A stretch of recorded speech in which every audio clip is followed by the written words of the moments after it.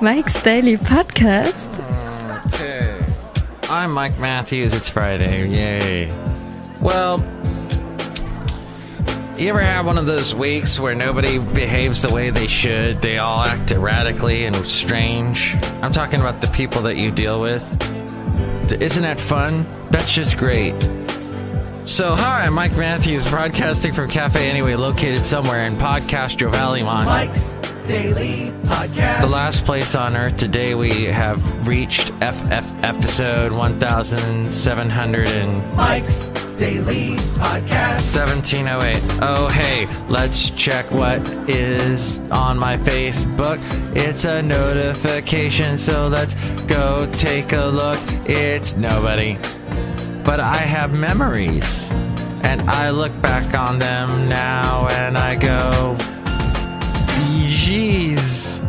2 years ago, I had a show called Bats. Mike's Daily Podcast. Bats. Oh, and I had a picture of Full of Beans, which was a little coffee place. Mike's, which I heard finally Daily closed up Podcast in Ventura County. Yeah! It was near the beach at the end of Seaward by the Sea. Seaward is this little street, and it ends at the ocean, ends at the beach in Ventura. And there was this little place called Full of Beans, and there was a bald guy that used to run the place named Ray, and he, in fact, was invited to my wedding. And he drove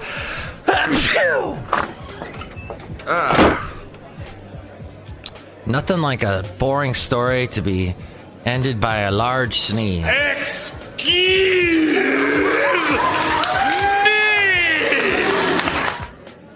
The wonderful Steve Martin, look who walked in. Hello, my it's Madame Rootabega, and I dated some Stephen Martin. Oh, you did? Back when he was cute? Of course! Back when he was young, even though he prematurely grayed. And he was King Tut, Funky Tut. Look who else walked in. Hello there, Mike. This is Valentino, the party attendant. Wait for it. And this is Bison Bentley. Do you know that? Bison Bentley has driven right into Café Anyway. Oh, the sadness of it. Anyway. Café Anyway. Yeah, Steve Martin. What were we talking about? And here's today's podcast picture. I sneezed and I completely lost my...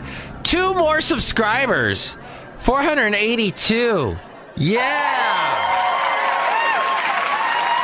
I want to thank the bots so much for signing up for this Basil! Shall we play a game? No bots, not right now. And no Basil, we can't play at the moment. All right, we'll play a little bit. All right, that's good. Yay. When I go to some places now, and I go, oh, I remember, you just can't do that. It's tough. When you go to some of the parks, I've walked Basil a lot around the Bay Area. And I'll go now to some places that I used to walk him, and we don't go that far anymore. We just go maybe a half of the way or a fourth of the way, you know, and it's sad. But that's something yesterday I also had to deal with. There was this, what do you call it? These bars that I used to do pull-ups on at the park. And there was this really high bar that I used to be able to jump up and grab. And now, if I jump up and grab it, when I come back down and I hit my feet, oh, it's not good because, you know, I've had all kinds of foot issues. So I can't do that anymore. And that's life. There's all kinds of things you just can't do anymore the older you get. And you can't dwell on it, but it's hard not to, isn't it? Ugh. Life. And, I'm not going to say getting old sucks because getting old can be great. Memories is a pretty... memories are awesome. Little kids, they don't have memories. That's why they got to fill it up with these video games, and they got to watch all these movies, because they don't have experiences yet, so they got to experience it through other people. Perhaps you're a young person listening to this show because you haven't experienced anything yet. But now you're going to go and play a video game, or eat some candy. Mango like candy. And that's how that's how life is experiences and memories and our brains. And our brains are fascinating. And our brains get mad at things like a bunch of red frickin' lights. Let me ask you this question. Okay, I know I've talked about Mission Boulevard at length, ad nauseum. But Mission Boulevard, and this is my mission in life, is to tell you about Mission Boulevard in the East Bay. There's probably a Mission Boulevard wherever you live, if you live outside of California. There seems to be or unless you live in a state that never had missions where these things in California, these big temples that honored Jesus and Catholics and Father Sarah and enslaved Native American peoples, what basically they were little communist compounds. And oh boy, we honor the crap out of them here in California. Oh, it's Mission blah, blah, blah. It's Mission Anyway. It's Mission... Is there a Mission Anyway? Anyway. No. Well... Oh, my. Sacrilege. There's a bunch of them. Anywho, the point is, you drive up Mission Boulevard in the East Bay, and I go from Castro Valley down to Castro Valley every day. And down in Fremont. Okay, Fremont, the lights, they can be a pain. Castro Valley, the lights, not so bad. But and Hayward, it's somewhat all right. South Hayward. You get to frickin', and I've used frickin', I'm going to use frickin' about a 300 more time today. In Union City. What is your problem, Union City? Why is it your Mission Boulevard in Union City, every light turns red? As soon as you're coming up to it, it turns red. And it's like you don't even have time to think of gunning it. You just have to slam on your brakes. They just all turn red. They are a-hole lights in Union City. Who's the mayor of Union City? I'm going to type that into my computer device here at Café Anyway right now. As soon as I can find Bing. Because I still get points on Bing. Ooh, what's this picture? Ooh, my. The Imagine Peace Tower near Reykjavik, Iceland for the International Day of Peace. And here I am, so full of anti-peace at the moment. Anti-peace towards Union City. Friggin' Union City. But yes, show a little peace today to your loved one. Why do I have my keyboard clear across the room? This is annoying. Oh, so Bert and Ernie are gay? Was that a surprise to anyone? Let's see. What am I typing in? Oh, Union City Mayor, California. Let's see if we get anything. Okay, we got Union Mayor City Mayor Carol Dutra Vermachi, a lifetime Union City resident. Has worked for the last 30 years as an income tax professional. Oh my God. Is that who's running the city? Is that why the lights turn a-hole red every 5 seconds? What a... Ugh. Carol, get it together, Carol.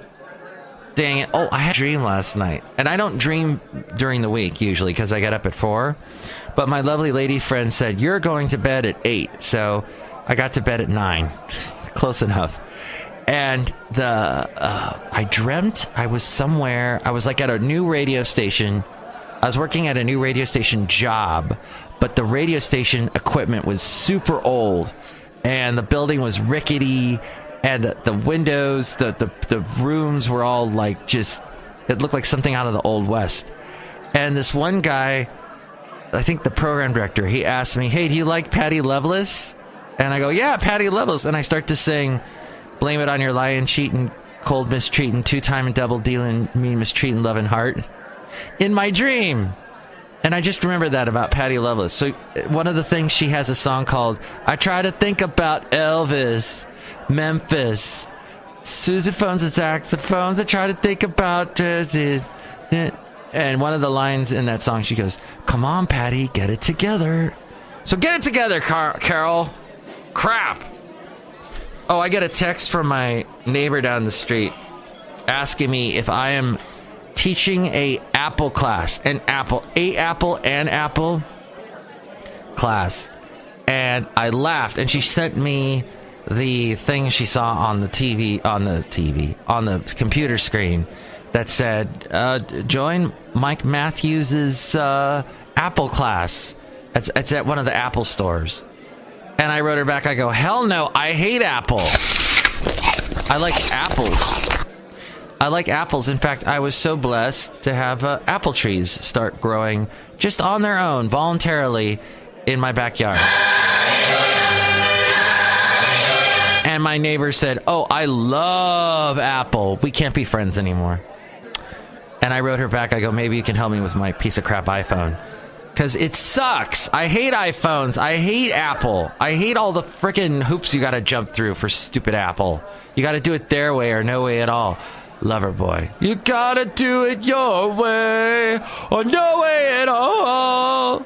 And that was my little singing. My lady friend and I were singing so many 80s songs yesterday. It all started with, I can't get to sleep. I think about the complications of getting in too deep.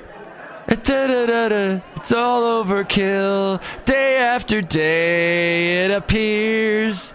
Night after night it's like Men at Work did that song. Men at Work, everybody knows Down Under, but Overkill. Oh, ghosts appear and fade away. And then they also had a song off that same album, It's a Mistake. It's a Mistake. That was their second big album. The first one had Down Under and Who Can It Be Now? Colin Hay, who is related to Sia. Baby, I don't have dollar bills. Wanna have fun tonight? I hope you have fun tonight. To my point, here at Café Anyway, as we go outside of it, somewhere in Podcastro Valleymont. Right next to stupid Union City and Mayor Carroll. Ugh! Get it together, Mayor Carroll. So my point is that some guy is teaching an Apple class named Mike Matthews, and it's the funniest thing, because I hate it. I enjoyed nachos on my way to Lake Merritt. I neglected to mention that. When I went to Lake Merritt, my lovely lady friend works down there, and she gave me a ride with the wonderful Basil the Boxer. And I told you all about that on the last show, the Lake Merritt episode, the Mike excursion that I took down there with Basil, and I had some nachos on the way. There's nothing like making nachos, putting them on a plate, and eating them in a car as you drive to Oakland. Try it sometime. It's fun. I like nachos, but let me tell you, nachos are not that healthy. Although I was using the flaxseed tortilla chips, and that might have helped. The avocado's good for you. And instead of sour cream, I used yogurt. I hope you enjoyed that little recipe that I had for you today. Was it awesome? I don't know why I just played the Mad Men theme, but there you go. I hope you enjoyed that recipe. I am so annoyed, and I thankfully don't have to see this guy this weekend. I get so annoyed by this guy's questions, and if he's listening to this right now, he's going to do something like take this clip, and he's going to send an email out and do some passive-aggressive idiocy with it. But yeah, he likes to tell me all about his things that he's doing, and he's a very productive guy. He does a lot of stuff. He apparently has interviewed James Earl Jones in the past month. He apparently has, I don't know, interviewed God in the past month. And I'm happy for him. And what I don't get is, well, you know, the thing is, people like to tell, and he's listened to enough of my podcast where I've complained about him to know that I know he brags too much. He talks too much about himself when I see him. He's like, well, I'm doing this, I'm doing that. But the thing is, he doesn't. I ask him. It's my issue. I ask him, you know, what are you doing? What are you up to? And then, of course, he's got this litany of stuff that he's done because he doesn't sleep. He can't get to sleep. He thinks about the complications. So that's his mission in life, is to do every possible thing. But the one annoying thing that he does that really annoys me is he asks me stupid personal questions that always lead to some kind of undercutting, some kind of one-upmanship. Like he'll ask me about my ex-wife, because he met her years ago. Or he'll ask me about my girlfriend that I have now. And, I just don't give him any answers. I just clam up. I go, yeah, things are great. I don't say anything. He'll ask me like a stupid questions. He just socially awkward. But that's how it is. Some people just have this way about them that they say things and you go, wait, what? He just said what? I could stand in the middle of Fifth Avenue and shoot somebody and I wouldn't lose any voters, okay? It's like incredible. And it just makes you go, why are people acting the way they do? Why are people doing things? Why are they being unpredictable, irascible, irrational, inconceivable? That's the question that I started off the show with. And I guess I'm wrapping it up with. I don't know if I'm going to do a Super Secret Sunday show this weekend. We'll see how it goes. I did record somebody. I recorded someone for their show. I'd never record this particular person for their show. And oh my gosh, it was like a whole ball of unpredictability. And this person usually is very nice, very kind. And apparently this person gives out money to people that don't usually do her, or sometimes do. I don't know. I didn't get any money. I didn't get. All I got was a bunch of grief and weirdness. And would I much rather prefer to have, I don't know, nachos or Doctor Who documentaries? I love watching those and seeing the awful teeth. There was once the BBC had this character called the Dalek. The Dalek. D-A-L-E-K, I think is how it's spelled. Hugely popular. Imagine when I was a kid, R2-D2 was popular, and the Dalek was basically the precursor to the R2-D2. This rolling trash can with cool little lights on it. It had a laser, and it killed people. And kids loved it. And it went from England, kind of got popular here in America, but that was the big thing for Doctor Who. Well, the guy that created the Dalek said to the BBC, no more. I own this. I think his name was Terry Nation. He said, forget it. No more. I'm taking this with me. And you guys can't have it. And so when he said the words, No more! The BBC said, that's fine. We'll make our own new menacing, deadly robot called a Quark. And the Quark was like a robot, box thing with a round head that had spikes sticking out of it. And it was small, and they had little kids operating them. And they were these deadly little robots, and they hoped they were going to be the next big thing. And the BBC actually had a toy manufacturer make up a bunch of them to sell them. And they were just ridiculous. And they had a horrible... The Dalek had a exterminate voice, but the Quarks had this weird voice that nobody liked. And one thing I didn't know, the very first Doctor, William Hartnell, I didn't realize he was prejudiced. Because there was a member in one of the actors in his last episode that he did before he quit the show was African American and actually from Bermuda. And William Hartnell had like all these issues with him. Didn't talk to him. Kind of was, what's he doing here? So that was sad. And a lot of actors that worked with him on that episode say in this one documentary, yeah, that was the sad thing about William Hartnell. But geez, the teeth. Scary. All right, that's the end of the show. Next show, we will have the wonderful Chely Shoehart, Floyd the Floorman, and John Deere, the engineer. Thank you for listening. We'll talk to you soon, hopefully. Woo! That's my mission anyway. And that was episode 1708, 1708. It's great. Mike's Daily Podcast is written and produced and performed by Mike Matthews. His podcast is super easy to find. Download or listen to his show and read his blog at mikesdailypodcast.com. Email Mike now at mikesdailypodcast@gmail.com. See you tomorrow. Bye! Whoop, I got to the end of the show without showing you the podcast picture. It is of nachos. No. It's actually of a riverboat that I was on. I mentioned it on an earlier podcast when I went to Florida last month. And there was this cool riverboat we were on, my mom and I, on the St. Johns River. And you can see one of the little bit of the paddle wheel there. It's a cool picture. Check it. Check. Is this on? It's at Mike'sDailyPodcast.com. Go there now, Mike'sDailyPodcast.com, and you can subscribe to the show. Be 483, and that's at Mike'sDailyPodcast.com, and all the links to all the social media where you can find this show, Mike'sDailyPodcast.com.